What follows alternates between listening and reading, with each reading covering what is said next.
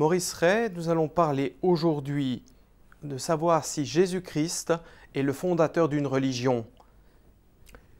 C'est bien ainsi que posent la question ceux qui s'occupent de religion et qui s'intéressent de savoir si il est le fondateur à côté d'autres fondateurs.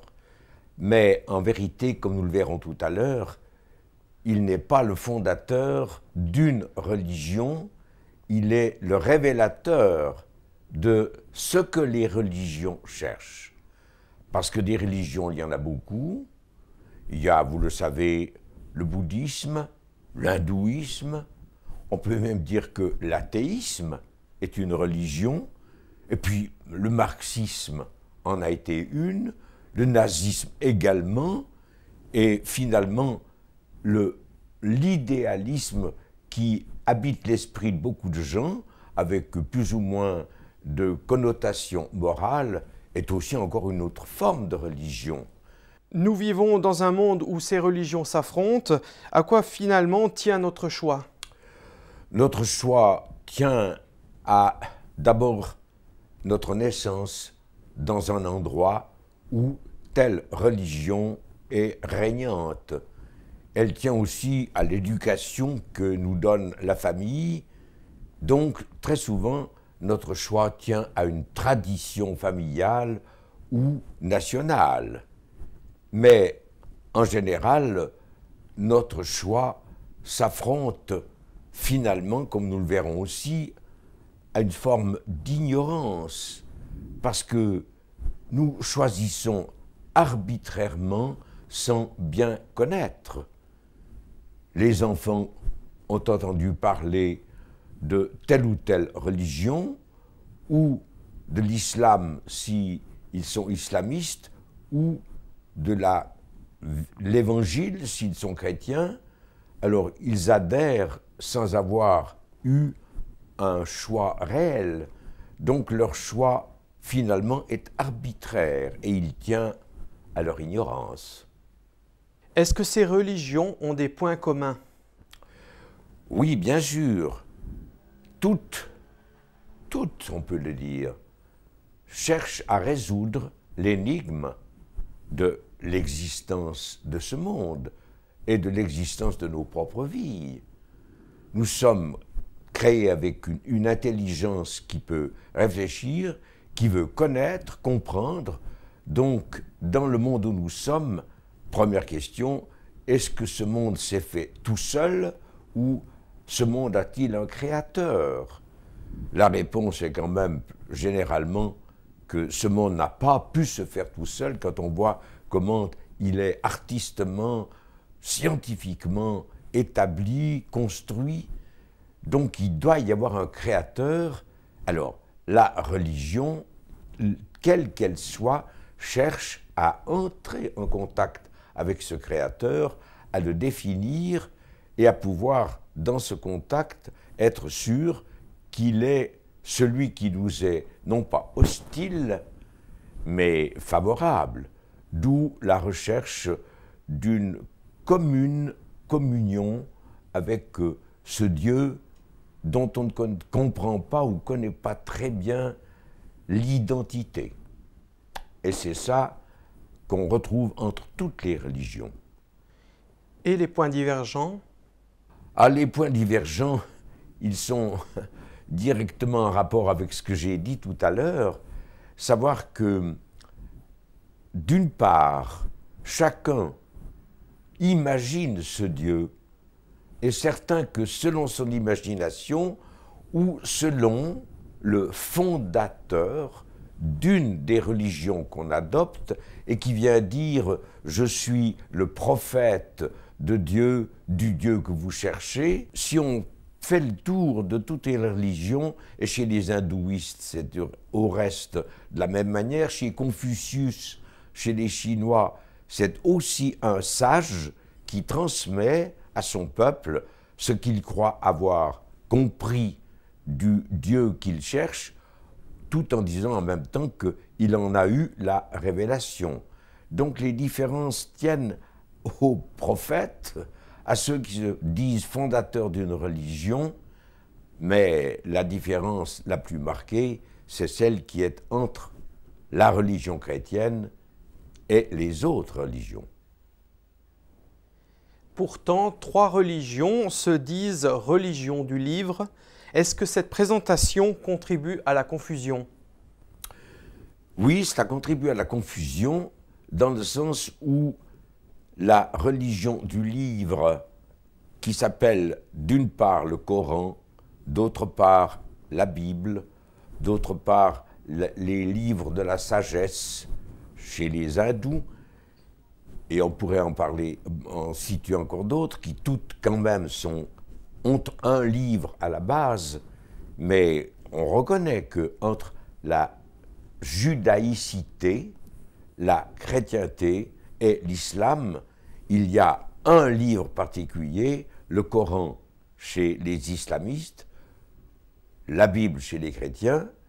Alors la confusion tient au fait qu'on les met sur le même plan. Or, nous allons, dans l'entretien qui se poursuit, pouvoir découvrir ou définir ou reconnaître que la Bible est d'une toute autre inspiration que le Coran. Justement, comment se fait-il que la Bible soit la révélation de Dieu?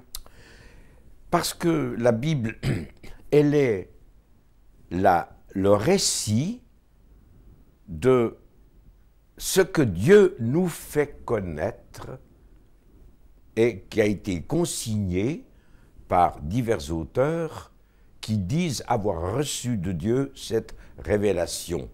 Alors vous direz, mais vous venez de dire que les autres croient aussi avoir reçu une même révélation. C'est vrai et ce n'est pas tout à fait le même contenu. En effet, d'abord, Dieu dit dans la Bible que ce qu'il nous dit peut déjà se discerner dans la création et que la création elle-même nous fait connaître qui est ce Dieu. Alors, vous reconnaîtrez avec moi que quand on regarde la création, c'est d'une diversité, c'est d'une beauté, c'est d'une richesse scientifique qu'on n'a jamais encore fini de découvrir. Donc la création nous fait connaître un Dieu un peu extraordinaire dans sa sagesse, dans ses possibilités, dans sa puissance, dans sa beauté.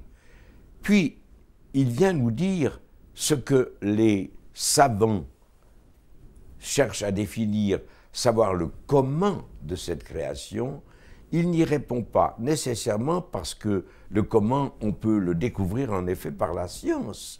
Et à l'heure actuelle, cette science fait des découvertes qui n'étaient pas celles que nous avions il y a un siècle. Mais il vient nous dire alors, dans cette création, par l'histoire, pourquoi il nous a créés. Et l'histoire que rapporte la Bible, elle commence avec la création d'Adam et Ève, elle se poursuit par tout le déroulement d'une histoire que la terre elle-même confirme, parce que par l'étude de la géologie, par l'étude de l'archéologie, on découvre que ce que Dieu dit dans la Bible est réellement une vérité historique. Et puis cette vérité qui a passé par le déluge, qui a passé par la création d'un peuple que Dieu s'est choisi, Israël, et au travers de tous les siècles de l'existence d'Israël jusqu'à Jésus-Christ, ce que consigne la Bible se vérifie dans l'histoire avec la mention qu'il faut faire aussitôt, c'est que cette histoire, elle est prophétique. On me dira, mais qu'est-ce que ça veut dire?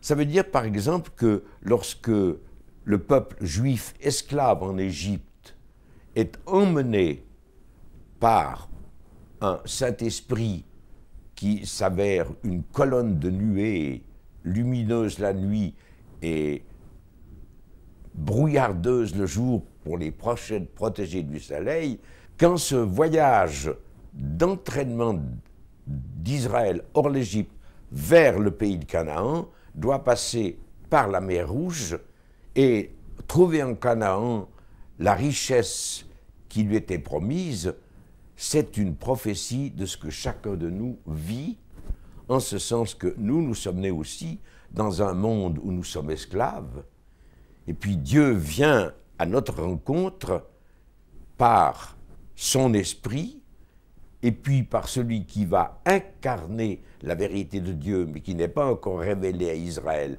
dans sa totalité, et par les prophètes qui annoncent la libération que nous connaissons en effet, parce que appelés par Dieu à venir à lui, puisque lui vient nous enlever de l'esclavage de l'Égypte pour nous conduire dans une condition nouvelle, heureuse et bénie que représentait Canaan, nous passons par le baptême.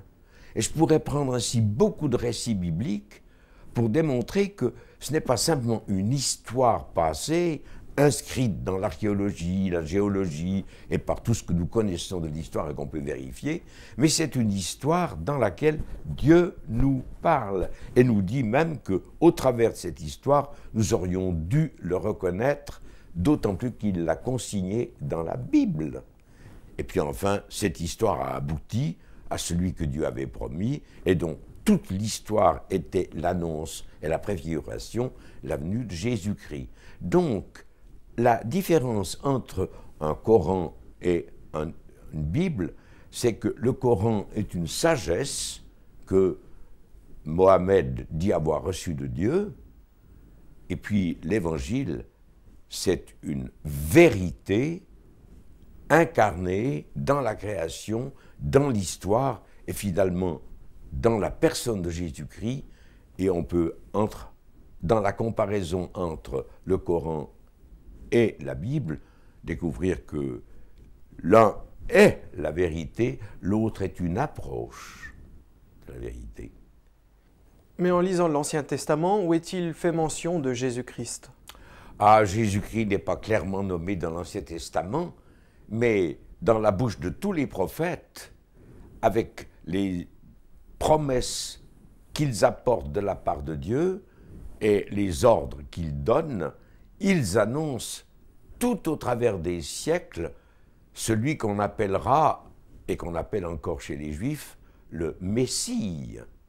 Alors ce Messie est annoncé comme le grand libérateur qui va installer la créature, en l'occurrence Israël, dans un territoire qui momentanément se trouve être la terre choisie d'Israël, dans laquelle les Israélites sont aujourd'hui, après y avoir été pendant des siècles, bien avant la catastrophe qui les en a écartés, au 1er siècle, Israël a en possession la terre que Dieu lui a donnée.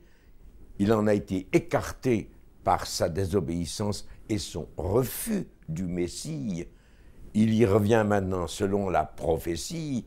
Donc, on peut dire que le Messie est annoncé au travers de tout l'Ancien Testament. À vous entendre, en lisant la Bible, toutes les religions ne se valent pas. Ah, bien sûr que non, parce que les religions sont la tentative de l'homme pour connaître Dieu. Alors, leur imagination, leur assurance d'avoir été inspirée est contestée par la révélation que nous apporte le Seigneur et l'Écriture sainte. Et pour le faire mieux comprendre, je ne sais pas si c'est moi qui l'ai inventé ou si je l'ai lu quelque part, je ne sais plus, mais j'ai une parabole qui m'apparaît traduire la réponse juste à donner à votre question. On est en Suisse, on connaît tous ce que sont les glaciers, on sait qu'on ne traverse pas un glacier sans s'encorder et qu'il faut le traverser en évitant les crevasses. Or, il se trouve dans mon histoire parabolique que les 4 hommes qui sont encordés ont pris la crevasse dans le mauvais sens et soudain le pont de neige s'écroule et les voilà avec arbre et bagages au fond d'une crevasse. Ils sont tous indemnes pour les besoins de la cause et le premier d'entre eux dira, voyant sa situation, on est perdu. mangeons, pique-niquons. Je dis que ça, c'est une religion. Parce que demain, nous mourrons, jouissons. L'athéisme est de ce type. Ou d'autres qui ne croient pas à une vie au-delà de celle de ce monde. Le second de ces 4 hommes dit « Oui, on est perdu, mais moi, je veux m'en sortir. » Et il fait beaucoup de tentatives pour essayer, le long de la paroi, de s'élever et de regagner la surface et la lumière. Mais il essaye, puis constamment il retombe. Alors ça, c'est la religion d'une manière générale, qu'elle soit islamique, bouddhiste ou même chrétienne dans le mauvais sens, c'est que c'est un effort de l'homme pour aller jusqu'à Dieu selon la sagesse, les marches qu'on a pu tailler dans la volonté de nous élever jusqu'à Dieu et de parvenir jusqu'à lui. Je veux venir au 3e, qui lui, voyant l'impossibilité où l'on est d'être ce que nous essayons d'être par la religion, dit « Je vois ce qui nous empêche de réaliser, c'est notre être physique, moral, mental, qui est dans une condition qui ne lui permet pas d'accéder à l'idéal qui serait le nôtre. Alors faisons une croix sur tout ce qui est humain, sur tout le corps, et allons vivre en esprit dans le nirvana. » Ça, c'est toute la pensée hindouiste, avec l'effort que cela signifie et les réincarnations qui, petit à petit, nous amèneront à rejoindre notre éternité. Le 4e homme dont j'ai parlé, lui, il a dit « Mais ce serait quand même formidable si quelqu'un descendait pour nous chercher et nous sortir. » Et c'est ça la révélation chrétienne. C'est Dieu lui-même qui vient à notre secours en nous révélant par la loi, par l'histoire, par Israël lui-même, que nous sommes incapables de mettre en pratique ce que lui veut et que nous reconnaissons juste et vrai dans la vie qu'il vient nous offrir, et parce que nous n'arrivons pas à le mettre en pratique en dépit de tous les efforts d'idéalisme, de volonté de mettre en pratique la loi, et on est toujours en désaccord. Il y a ce qu'on dit, ce qu'on fait, et puis il y a ce qu'on est, et ce n'est pas toujours en accord. Donc, être chrétien, ce n'est pas adopter une religion. Non, être chrétien, c'est accueillir la révélation que Dieu nous donne dans sa parole, dans son histoire, dans la personne de Jésus-Christ. C'est accueillir le Christ qui non seulement est l'image, comme il le dit, le Fils de Dieu vivant, mais il est celui qui vient en qualité de sauveur et de Seigneur, parce qu'il a affronté toute notre vie pour bien nous faire connaître que c'est vraiment à notre secours et à notre rencontre qu'il vient. Il fait tout notre parcours, si on ose dire, depuis le Sein de Marie jusqu'à la croix. Il est né dans une écurie proche du plus pauvre qui puisse exister, et il est mort sur la croix pour rejoindre le plus misérable, le plus condamnable des hommes, parce qu'il connaît notre condition, et il a assumé tout cela, et l'a assumé de telle manière qu'il a affronté la mort, et celui dont nous n'avons pas parlé, le prince de ce monde, et en a été victorieux, et il nous dit, voilà la vie que je t'offre, prends, mange, ma parole est un pain vivant descendu du ciel qui va t'amener à la vie. Ce qui me frappe du reste, en parlant de la croix, c'est l'histoire de ces 2 brigands qui résument en quelque sorte la contestation que Jésus-Christ rencontre dans ce monde. Parce que, encadré comme il l'est sur la colline de Golgotha, l'un d'eux, devant la condition qui est la leur aux 3, dit cette parole étonnante: « Souviens-toi de moi quand tu seras dans ton règne ou dans ton paradis. Et Jésus lui dit, je te le dis, aujourd'hui tu le seras. Tandis que l'autre se moque et conteste à la fois sa condition et celle de Jésus, et il ne veut rien savoir, et il ne demande aucun secours, sinon exhale sa misère et voire ne tient absolument pas compte de celui qui est à côté de lui. Je ne dis pas qu'il s'en moque, mais presque. Alors, pourquoi est-ce que l'un conteste et puis l'autre ouvre les yeux? Comment est-ce qu'il a reconnu que le Christ était le Seigneur? Eh bien, par l'Esprit qui a été donné à tous les deux, mais l'Esprit révélateur a-t-il mal éclairé l'autre brigand? On pourrait le penser. Alors, il y a là une double réponse qu'il faut donner. C'est que dans ce monde où tout est organisé, et le monde lui-même est sous la gérance d'autorités du ciel, les puissances, les dominations, le temps est une puissance, l'argent, mammon, est une puissance, et on en pourrait donner beaucoup d'autres. Alors, ces puissances régissent le monde, et Satan lui-même en est le prince. Jésus ne l'a jamais contesté, il l'a affronté, et il l'a finalement à la croix détrôné, mais détrôné qu'il est, ça ne veut pas dire qu'il reste inactif. Et c'est la raison pour laquelle il est l'opposition constante à Jésus-Christ. Le satanisme existe et il use même parfois, osons le dire, des religions pour s'opposer à la révélation. Comme il n'est qu'une créature céleste ayant une autorité réelle dans le monde, voir comment il a servi les hommes à ses pensées, ses idées, et ces pensées, ces idées, elles ont commencé à être révélées lorsque dans le jardin d'Éden, il a affronté Adam et Ève pour leur dire « ce que Dieu défend, ce que Dieu dit, ça vaut rien, écoutez-moi. Moi, je vous dis que si vous m'écoutez, vous serez comme Dieu et il n'y aura pas de mort du tout. » Il continue à dire aux gens ce qu'il a dit aux brigands sur la croix, celui qui n'en veut rien savoir, c'est l'ombre qu'il fait par rapport à la lumière que Jésus-Christ, eh bien, il empêche le brigand de se tourner vers le Christ, alors que l'autre s'est tourné.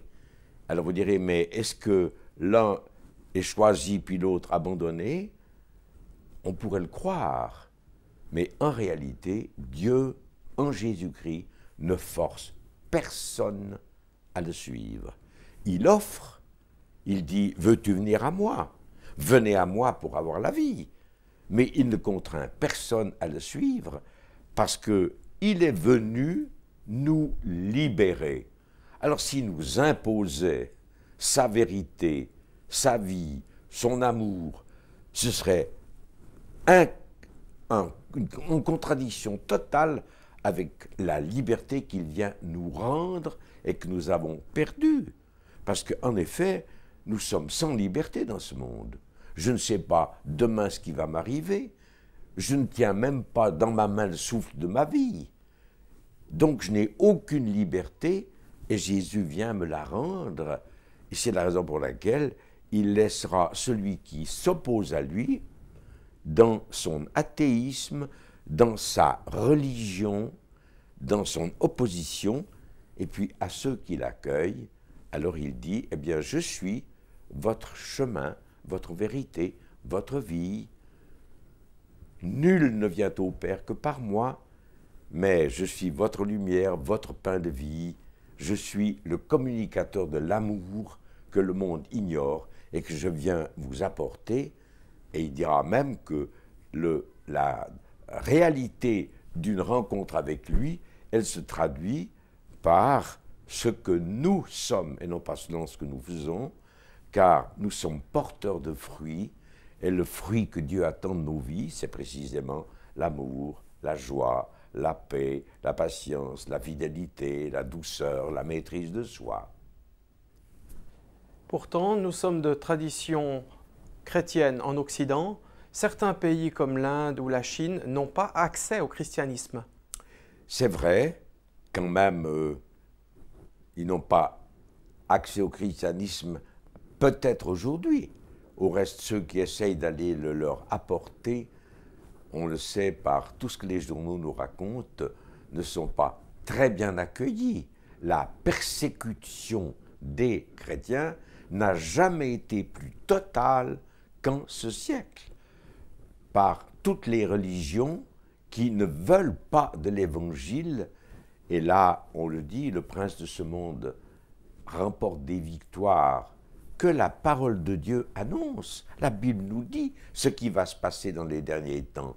Elle nous dit que la charité du plus grand nombre se refroidira. Elle nous dit que l'Antichrist, et l'Antichrist, c'est l'incarnation de Satan dans un homme, eh bien, elle nous dit que l'Antichrist l'emportera partout, mais que Dieu aura quand même, en conclusion, le dernier mot, car ce monde passe, ce monde va connaître ce que la Bible appelle un jugement, et il y aura un jugement de tous ceux qui n'ont pas voulu accueillir le salut, la vérité, la vie, l'amour que Dieu nous donne. Donc, si le temps avance, nous sommes à la fin du temps et on découvre, Bible en main, que tout ce qu'on vit dans l'histoire d'aujourd'hui est annoncé prophétiquement, ce qui vient, pour celui qui veut réfléchir et lire la Bible, confirmer que Jésus-Christ n'est pas le fondateur d'une religion, mais qu'il en est le révélateur, qu'il en est celui qui vient nous permettre de vivre ce qu'il dit et de réaliser ce qui est son dessein de grâce et d'amour envers nous.